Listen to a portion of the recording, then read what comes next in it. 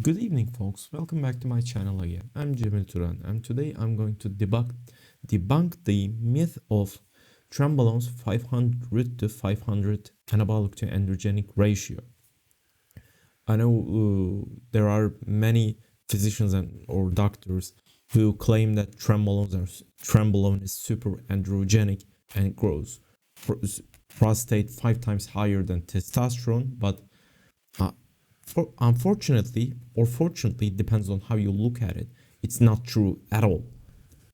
And let's not waste your precious time and let's begin.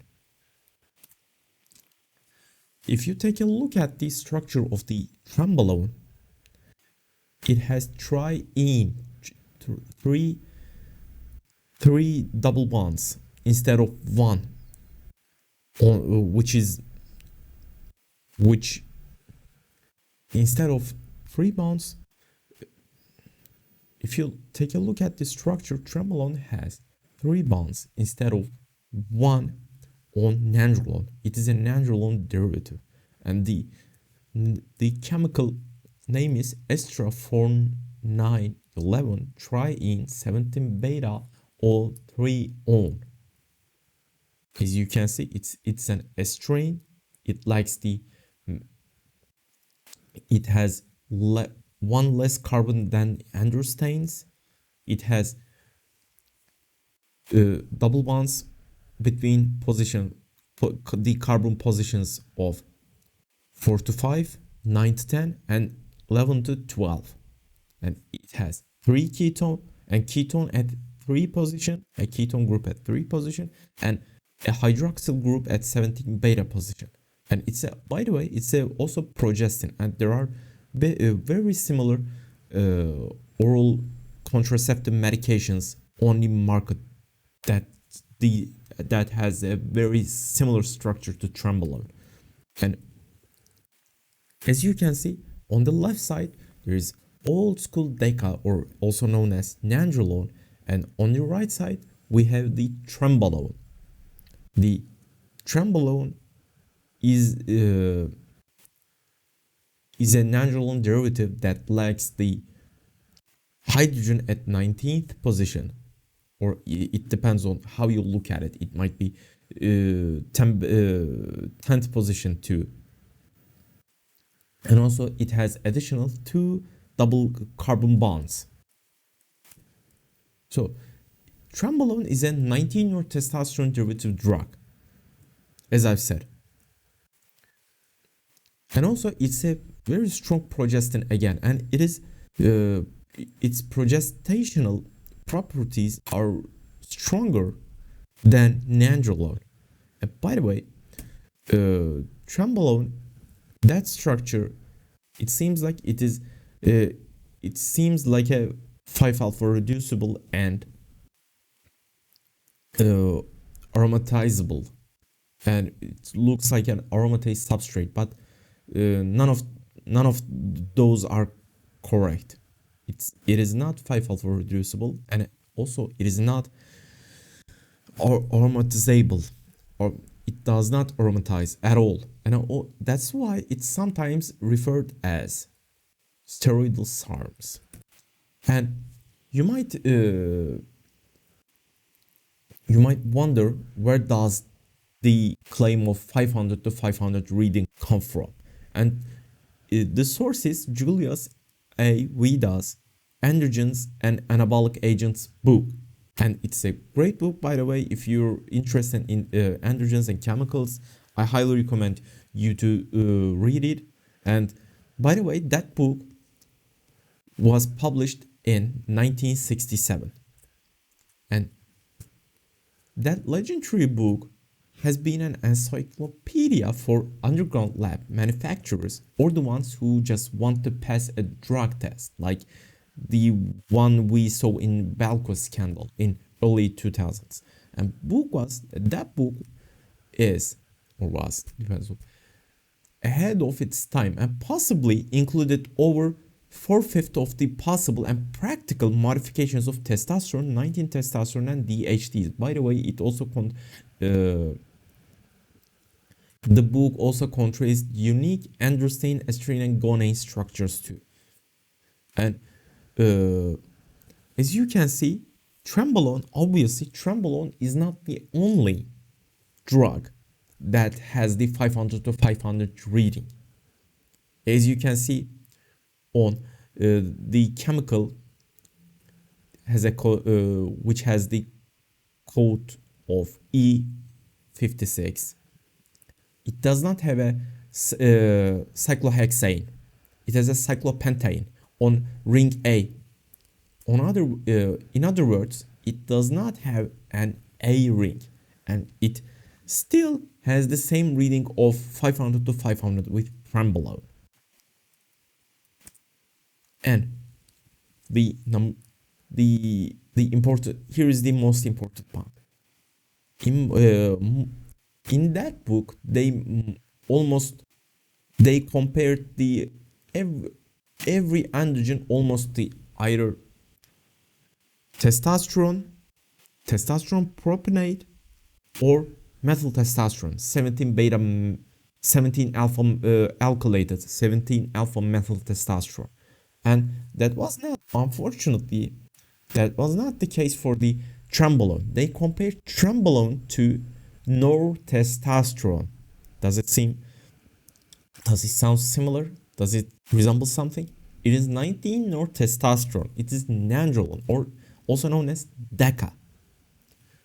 They compared 19 Trenbolone to DECA on that book, and some genius took that reading and didn't realize that reading was for 19 nortestosterone. So instead of the general comparison of androgens to methyl testosterone, or testosterone propionate, they compared Trenbolone to nandrolone. Meaning, and again, it has 5 times, Trenbolone is 5 times anabolic than nandrolone and 5 times androgenic than nandrolone. And okay, let's do the math. We know that Trenbolone has 125 anabolic to 37 androgenic ratio. And let's do the math. Let's multiply it by 5. And if you do the math, we see that it has 1625 anabolic reading and 125 androgenic ratio. So in other words, it's more tissue selective than testosterone. But by the way, that anabolic to androgenic ratio does not convert the real world results in 1-to-1 ratio. And also we know that nandrolone's myotropic or anabolic effects are very similar to testosterone, almost identical. So as I also addressed that my bro rule of determining androgenicity previously on my channel, in also with our podcast with Dr. Nicholas Downey, the Myoners podcast. And my rule is just comparing similar androgens that have similar myotropic effects, and then multiplying the androgenicity by 2 and seeing whether it exceeds the other compound or not. That's how I recommend how to, at least to the ones who are new to anabolics androgenics and they want to learn the real world results instead of the just readings on the paper.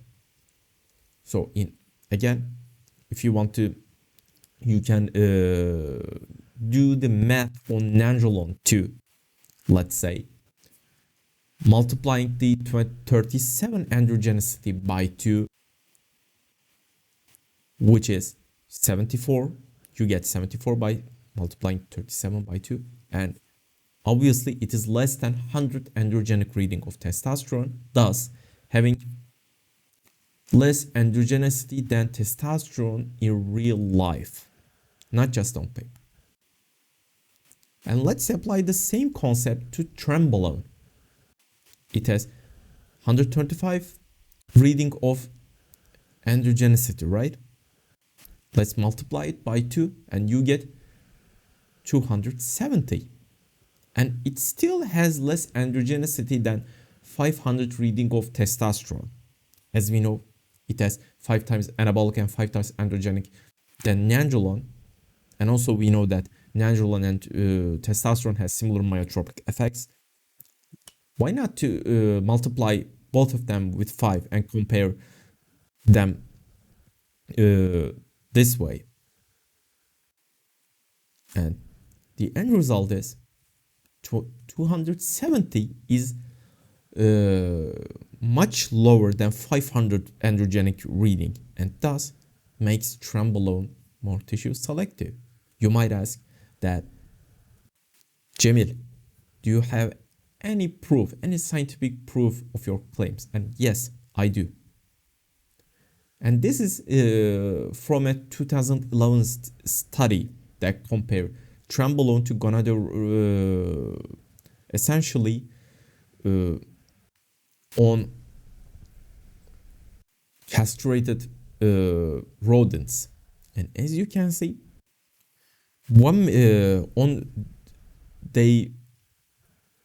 they had 3 groups of Trenbolone that has either low dose Trenbolone, medium dose Trenbolone, or high dose Trenbolone, and those dosages were either 1 milligram, 2.5 milligram, or 7 milligram.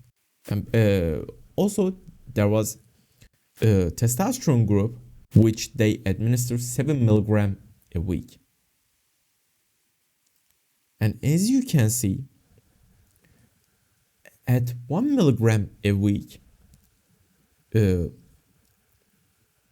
Trenbolone maintained the levator ani weight. Almost the levator ani weight was identical, and retrofat was slightly higher compared to the testosterone. And if we take a look at the medium dose group, 3.5 milligram, the retrofat was almost identical, very similar, although slightly lower. The levator ani weight was still identical, but prostate weight was still lower, as you can see. And even on high dose Trenbolone, levator ani weight was slightly higher. Retrofat was the lowest on the high dose Trenbolone group, and prostate weight was still lower than the testosterone enanthate, although it was very close. And there is another study that compared levator ani weight and ventral prostate weight of animals, rodents. And as you can see, Trenbolone was much tissue selective than testosterone in terms of prostate growth.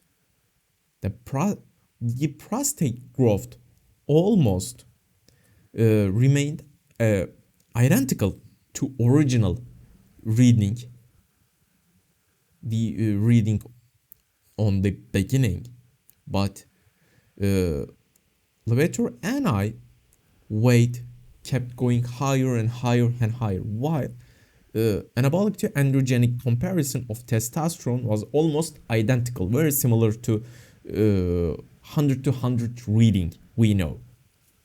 And the long story short, Trenbolone has many other interactions with various tissues. It has interacts with thyroid, your brain, and plus your psychological. It has psychological side effects, obviously, and it has interactions with beta adrenergic system, and it also directly or indirectly interacts with your heart or your heart health, and we know that it interacts with glucocorticoid receptors, and there are many other interactions too.